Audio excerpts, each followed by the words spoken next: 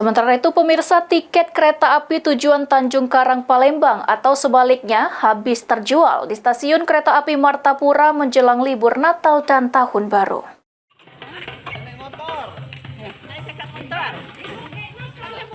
Menjelang perayaan Natal dan Tahun Baru, penjualan tiket kereta api jarak jauh dengan tujuan Tanjung Karang Palembang atau sebaliknya telah habis terjual sejak tanggal 14 Desember 2024 hingga tanggal 2 Januari 2025.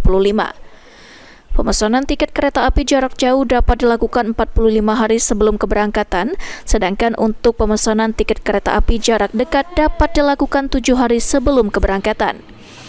Selama libur Natal dan Tahun Baru, PT KAI menyiapkan posko Nataru yang akan beroperasi selama 12 hari, terhitung dari tanggal 23 Desember 2024 hingga 3 Januari 2025.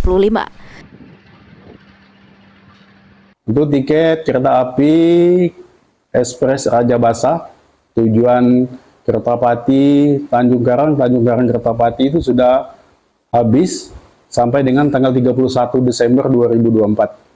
Untuk kereta api lokal premium Kuala Stabas tujuan Batu Raja Tanjung Karang Batu Raja, pemesanan bisa dilakukan H-7 sebelum hari keberangkatan.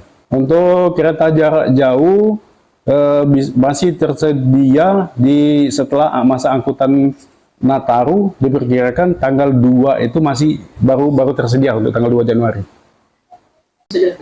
Posko kami posko angkutan Nataru 2024-2025 itu dilaksanakan 12 hari, dimulai tanggal 23 Desember sampai 3 Januari.